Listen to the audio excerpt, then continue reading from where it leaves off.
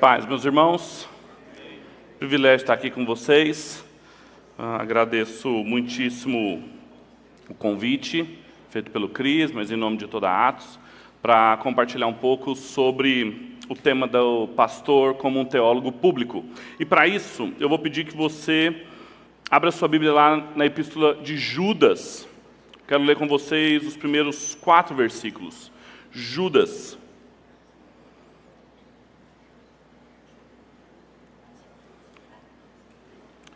Judas, nós vamos ler do versículo 1 ao versículo 4. Diz o seguinte, a palavra de Deus. Judas, servo de Jesus Cristo e irmão de Tiago, aos que foram chamados, amados por Deus Pai e guardados em Cristo Jesus. Que a misericórdia, a paz e o amor lhes sejam multiplicados. Amados, quando eu me empenhava para escrever-lhes a respeito da salvação que temos em comum, senti que era necessário corresponder-me com vocês para exortá-los a lutar pela fé, e uma vez por todas foi entregue aos santos. Pois certos indivíduos cujas sentenças de condenação já foi promulgada há muito, se infiltraram no meio de vocês sem serem notados. São pessoas ímpias, que transformam em libertinagem a graça do nosso Deus e negam o nosso único soberano e Senhor Jesus Cristo. Vamos orar? Pai, nós somos muito gratos ao Senhor por estarmos aqui reunidos como teu povo e diante da sua palavra.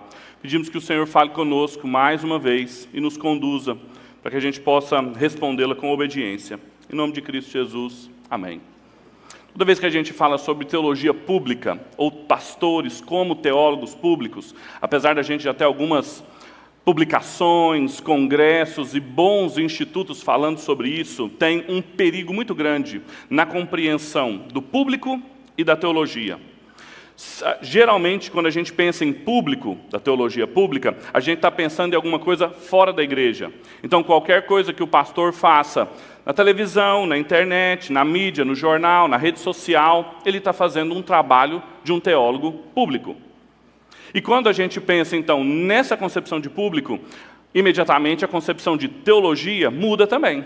Porque aí a teologia tem que ser relevante para fora da igreja. E é aí que a gente comete um erro muito grande.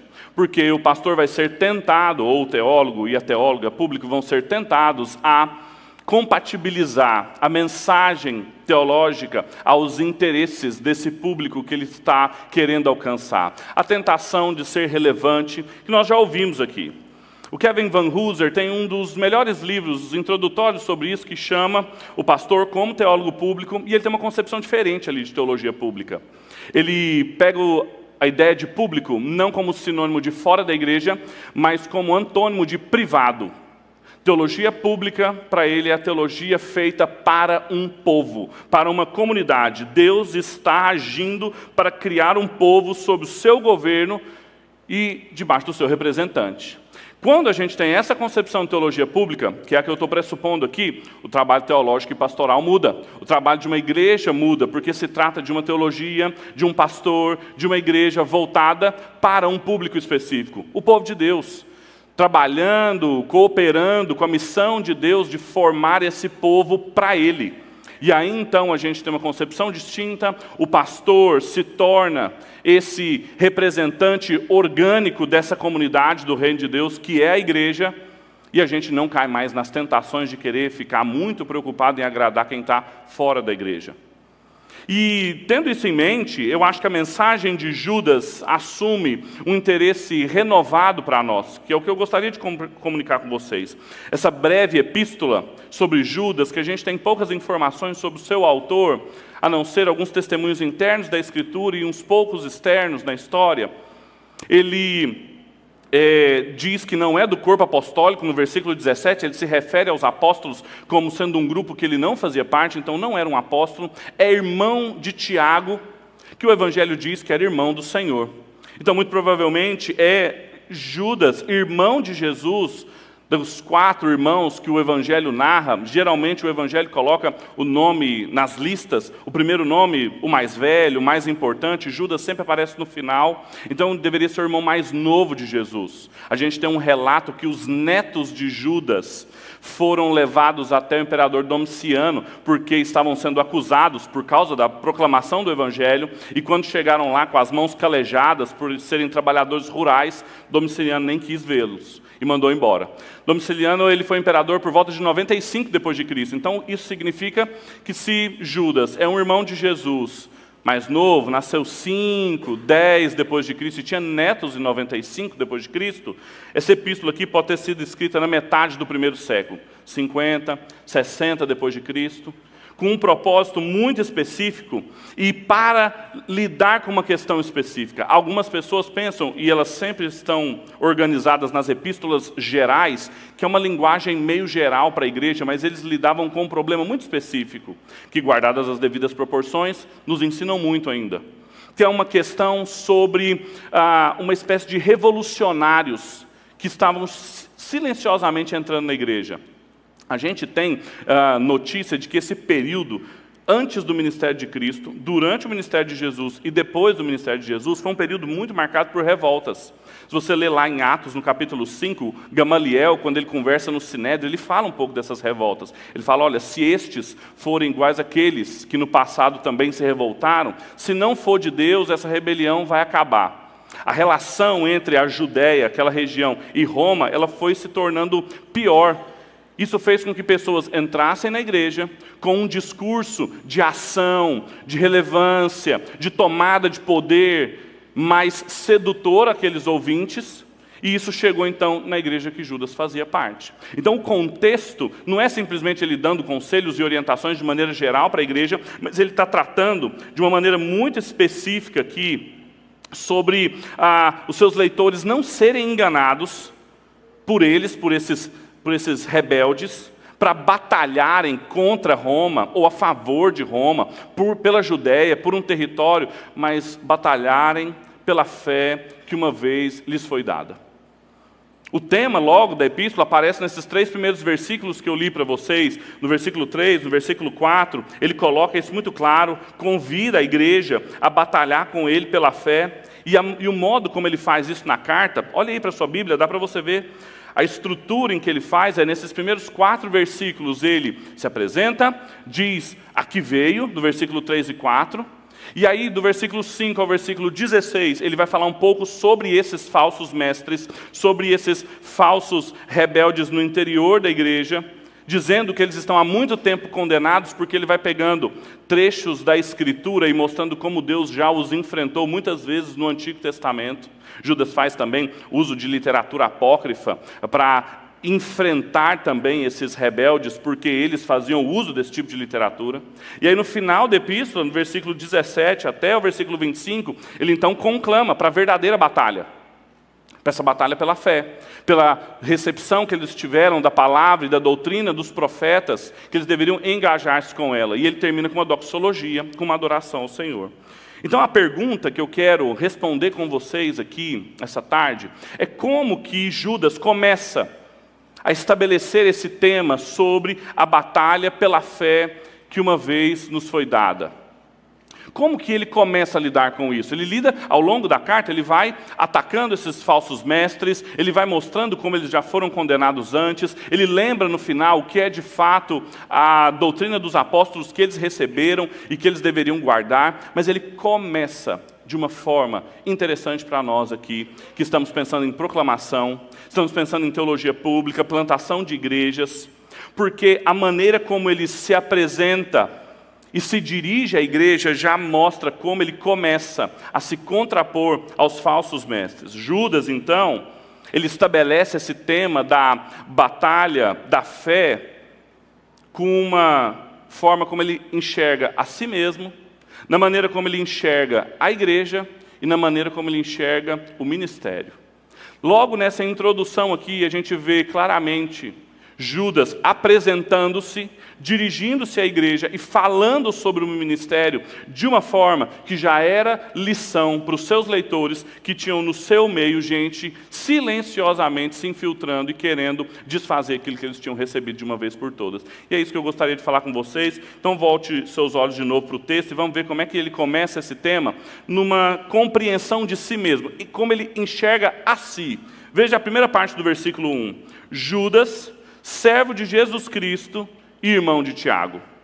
De uma forma muito bela, Judas começa o tratamento do tema ao qual ele se propôs a escrever, apresentando-se de uma maneira típica das epístolas. Tinha que ter o seu autor, a quem escrevia, os seus remetentes, mas aqui já ele se apresenta de uma maneira que já ensina algo para os seus leitores. Primeiro, ele se apresenta como servo de Cristo, escravo de Cristo. Vocês sabem o termo original aqui é escravo de Jesus Cristo. Agora, isso não é algo banal. A gente lê e para nós é normal, mas veja, em primeiro lugar, ele é irmão de Jesus. E o Evangelho de João, capítulo 7, conta que os seus irmãos não acreditaram no seu ministério. Isso já mostra como ele foi transformado, como ele foi alcançado por Cristo, que não era o caso dos falsos mestres.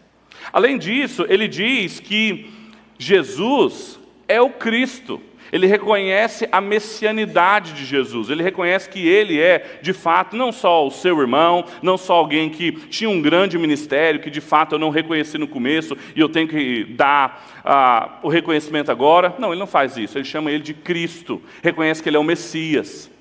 Mas também ele fala que ele é irmão de Tiago. Tiago era uma proeminente liderança da igreja, principalmente ali em Jerusalém. E Judas não tem medo, pudor ou vergonha de se atrelar a Tiago, também diferente dos falsos mestres, que estavam antagonizando com os líderes da igreja, com os apóstolos, com os eminentes doutores da igreja. Judas não tem problema em não se apresentar como irmão de Jesus, é um servo de Jesus, Jesus, o Cristo, e eu sou irmão de Tiago. Logo na entrada, a gente vê Judas como um membro da igreja, transformado na sua fé, expressando como que ele colocou sua vida a serviço de Jesus, debaixo da autoridade, da liderança da igreja, as credenciais dele, a maneira como ele gostaria de ser entendido, já mostra como que um piedoso mestre lidava com a igreja. Depois que a gente entende tudo isso, a gente se pergunta o que isso significa para nós aqui, hoje, Niterói, 2024. Judas está conclamando a igreja a batalhar pela fé que foi dada a eles de uma vez por todas, primeiro, com uma compreensão correta sobre si mesmo. Judas já começa a nos ensinar que, diferente dos falsos mestres, que a gente vai ver posteriormente na epístola, negavam a messianidade de Deus, transformavam a graça dele em libertinagem, ele de maneira alguma faz isso. Ele já se apresenta como alguém atrelado humildemente a um ministério de serviço a Cristo, reconhecimento de sua messianidade e também da autoridade de Tiago. A pergunta que eu faço, então, e nós? Como é que a gente se enxerga?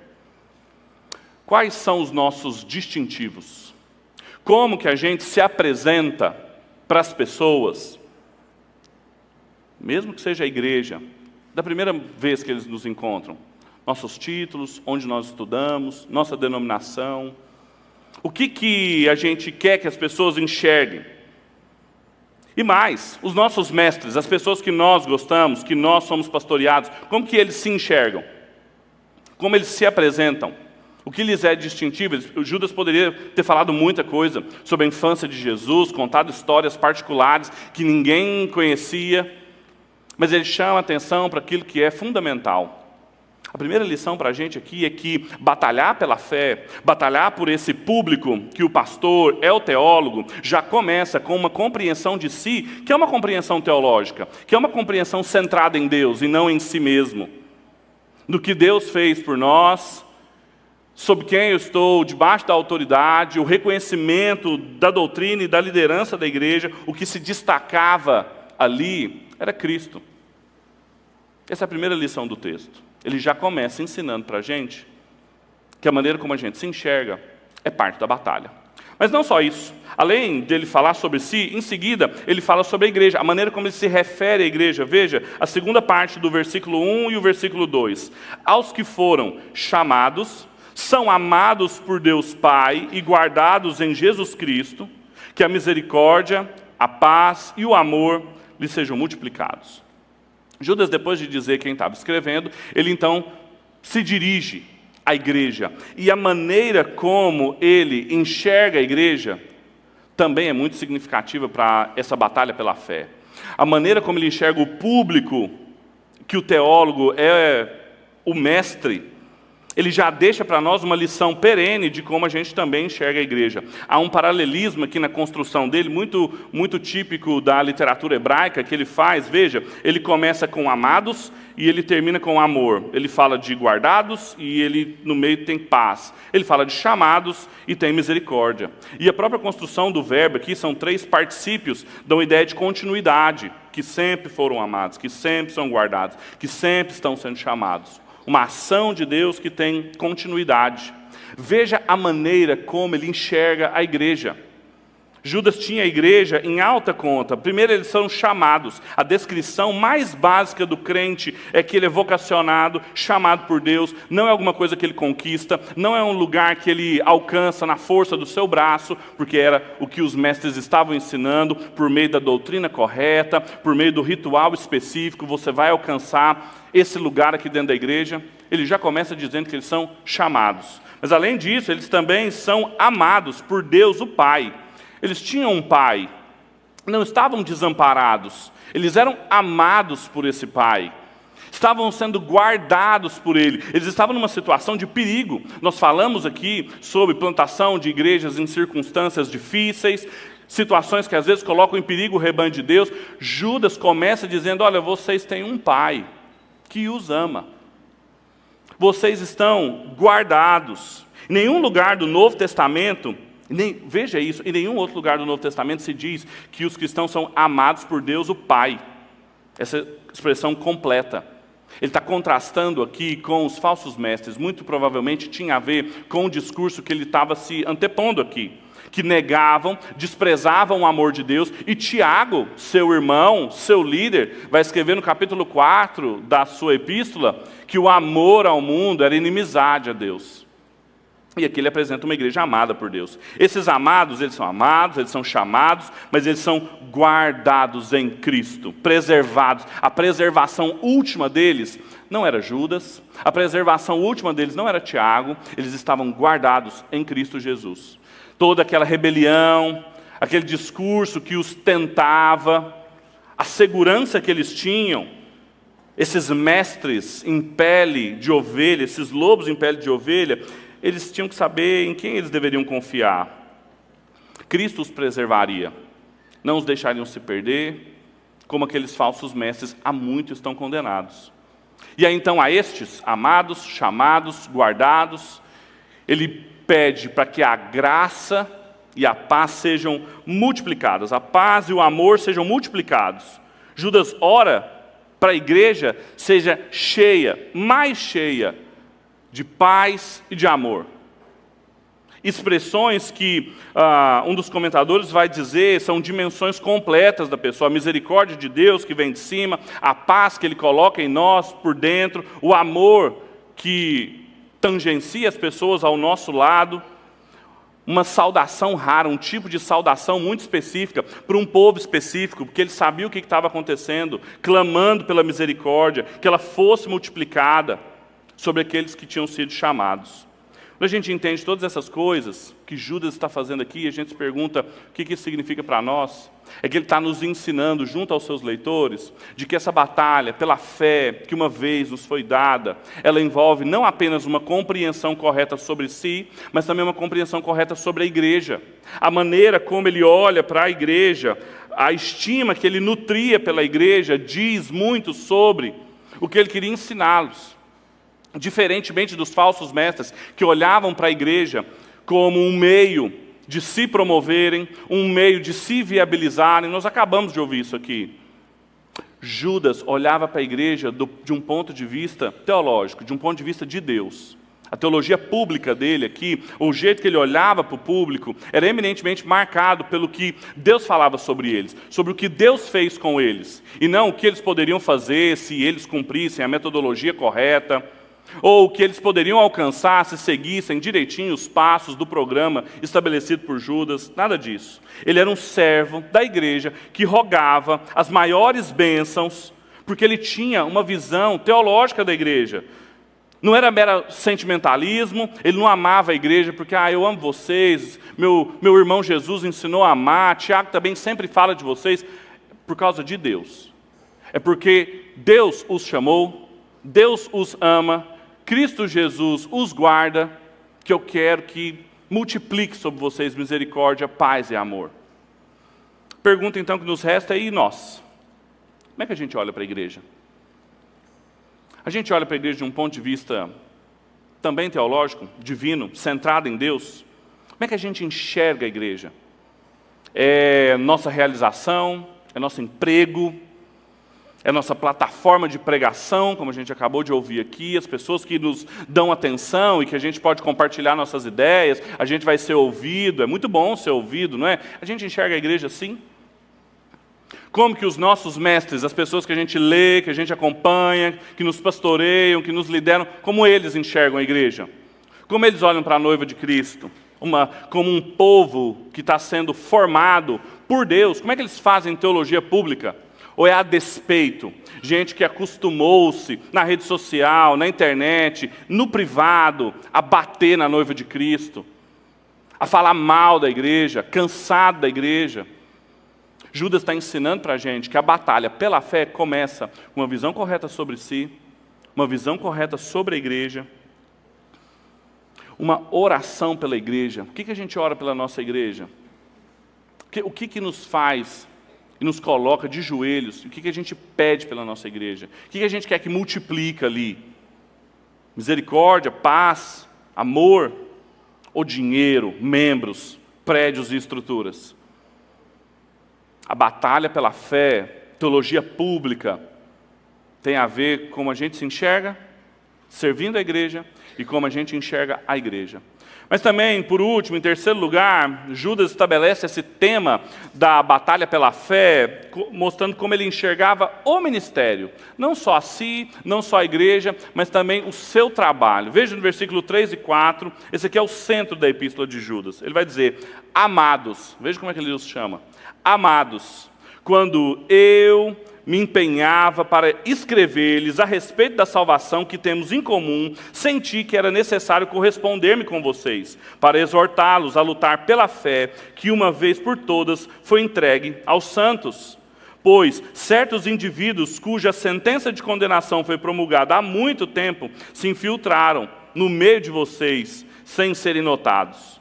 São pessoas ímpias que transformam em libertinagem a graça do nosso Deus e negam o nosso único, soberano Senhor Jesus Cristo.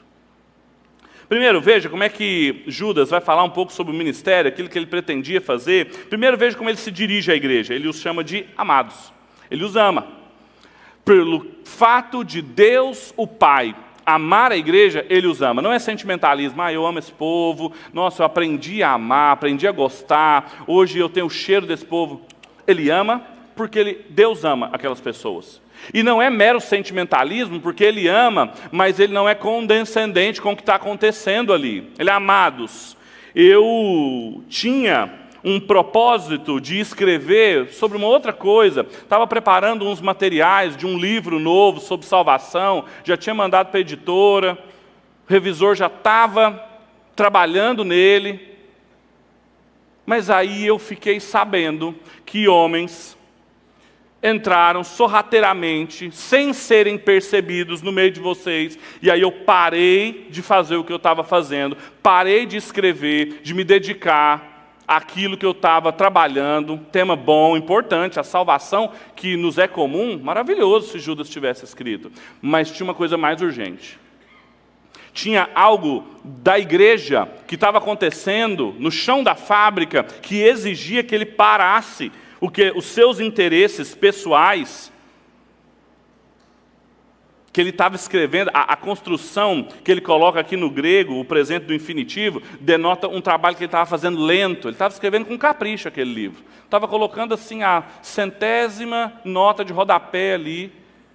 E aí ele fica sabendo o que está acontecendo na igreja, e ele fala que ele sentiu necessário escrever, e aí aqui o verbo é o aoristo no infinitivo, ou seja, algo rápido, que precisa ser feito, não podia perder tempo. Um verdadeiro mestre, ele estava atento ao rebanho, ele viu algo acontecer que ninguém tinha visto. Os mestres rebeldes entraram sem serem percebidos, mas Judas percebeu. Judas não estava focado nos seus próprios interesses, no tema super relevante que ele estava escrevendo. Não era um teólogo de um gabinete escrevendo sobre teologia pública, enquanto a igreja estava pegando fogo. Ele estava até escrevendo, estava até interessado, mas ele queria exortá-los a lutar pela fé, que uma vez por todas foi entregue. Aqui o termo é transmitir uma tradição, exortá-los na tradição apostólica, que ele vai mencionar a partir do versículo 17, que foi entregue, algo que eles não alcançam, algo que eles não compram, eles receberam, e ele iria transmitir de novo aos santos. Essa tradição, uma tradição de luta, ele exorta para batalharem por essa fé. Eles receberam, ela foi entregue, mas agora eles têm que batalhar. Veja, ele não estava lutando por perfumarias, ele não estava lutando por coisas superficiais, estruturas, preferências, ele estava lutando pela fé das pessoas. Ele estava lutando pelo destino final e fatal delas. A fé que uma vez foi entregue precisa de luta. O termo aqui para a luta remete à agonia, a custo, para mantê-los longe do ministério desses homens. Indivíduos que foram condenados há muito tempo. A sentença de condenação deles está escrita há muito tempo. Por que ele fala isso? Nos próximos versículos, dos 5 em diante, ele vai começar a falar de Balaão, ele vai falar de anjos caídos, ele vai falar de gente que está exercendo um tipo de ministério iguais aos que foram apresentados nas narrativas, e Deus já os condenou há muito tempo. Ele vai usando a Escritura e os ensinando de que aquilo que eles estavam presenciando na igreja local deles, há muito Deus já tinha sentenciado, e por isso que ele batalhou por aquela fé. Silenciosamente se infiltraram, oculto, insidioso, mas eles estavam dentro da igreja. Estavam do lado de fora. Não era uma batalha na rede social, não era uma batalha na rua, no mercado, era dentro da igreja, com o povo de Deus. Ele via, o pastor conhecia seu povo, suas ovelhas, sua necessidade. Essas pessoas ímpias que transformam libertinagem, a graça de Deus, e que negam o soberano e Senhor Jesus Cristo. Veja o quão pesado é o que ele estava enfrentando. Quando a gente entende essas coisas que Judas viveu, e a gente se pergunta o que isso significa para nós, ele está nos ensinando de que batalhar pela fé que uma vez nos foi dada, significa também ter uma compreensão correta sobre o ministério. Não só sobre si, não só sobre a igreja, mas o que você foi chamado para fazer para a igreja. Diferente dos falsos mestres, que vão ser descritos aqui como gente preocupada consigo, gente que queria lucro. Balaão, o maior exemplo de todos, aparece de novo depois nas epístolas de Pedro. Judas aparece aqui como o antônimo disso. Centrado em Cristo, não nega Jesus. Centrado na graça, não transforma em libertinagem. Não preocupado com os próprios interesses, com a própria fama, com o próprio protagonismo.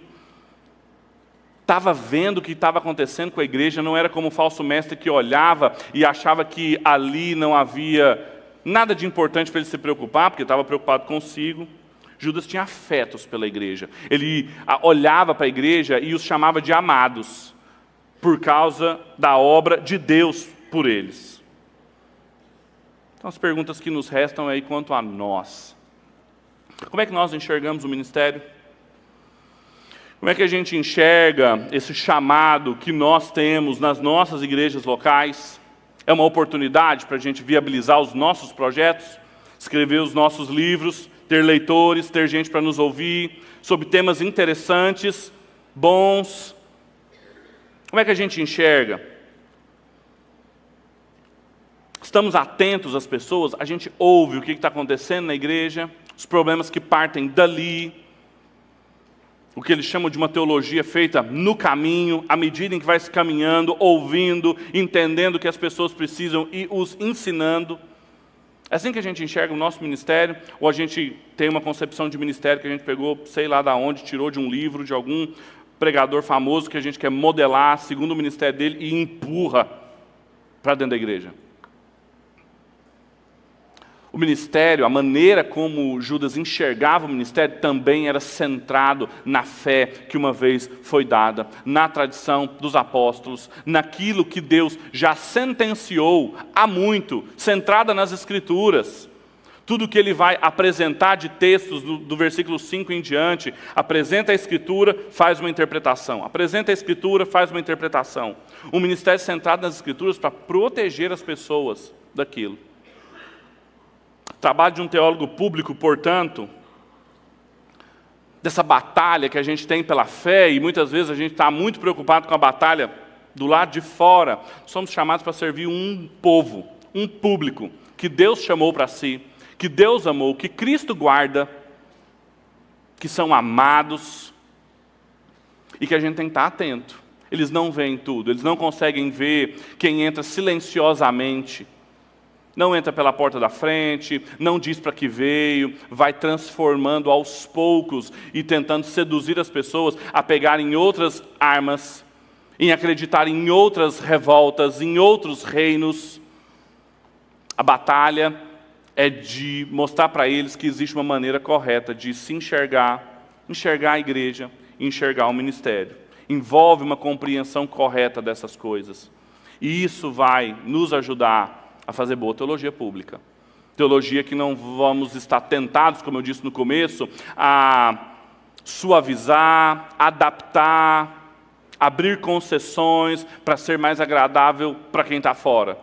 Mas preocupados em não deixar ninguém perder a fé que receberam e nem deixar de serem alcançados pelo Evangelho proclamado. Vamos orar? Feche seus olhos.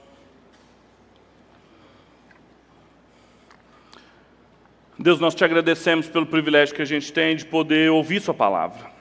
Te pedimos que o Senhor tenha misericórdia de nós. A maneira como nós nos enxergamos, muitas vezes com prioridades equivocadas. Nós te pedimos perdão por as vezes que nós enxergamos a sua igreja também de uma maneira totalmente distorcida, inadequada para o povo que o Senhor ama, chama e guarda. Tem misericórdia de nós, Pai, e ajude-nos também a enxergar e olhar para o ministério de uma maneira que te glorifique, que honre o seu nome, que sirva a sua igreja. Esse é o desejo do nosso coração aqui, para a glória do seu nome, em nome de Jesus. Amém. Deus te abençoe.